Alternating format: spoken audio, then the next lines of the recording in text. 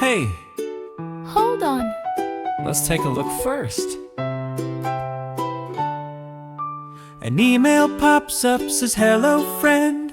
Looks kinda normal, or does it then? The name looks right at first quick glance, but the address tells a different dance. Letters swapped and numbers too, extra dots that shouldn't be there, who knew?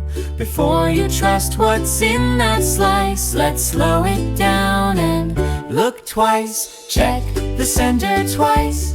Once is good, but twice is nice. Check the sender twice. That little line can save your device. If the name looks fine but the address strange, That's your clue. something's changed.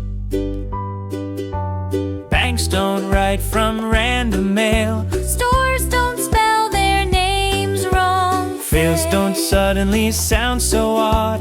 And helpers don't rush you. Thank you not. If it says urgent, Final now. but something feels off somehow. That's your moment to pause and say, Let me check this another way. check the sender twice. Take your time, that's being wise. Check the sender twice. Slow and smart is really nice. Pull a calm check beats a fast mistake. That's the safest choice to make. Hey, I know that name. Yeah, but look closer.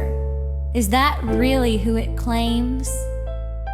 If you're unsure, here's what you do.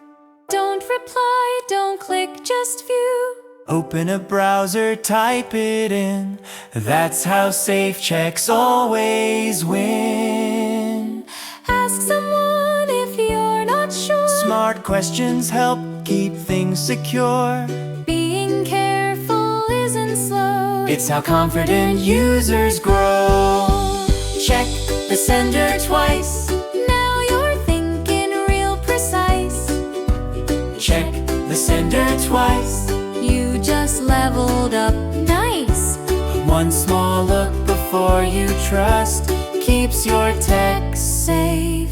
No fuss, no rush.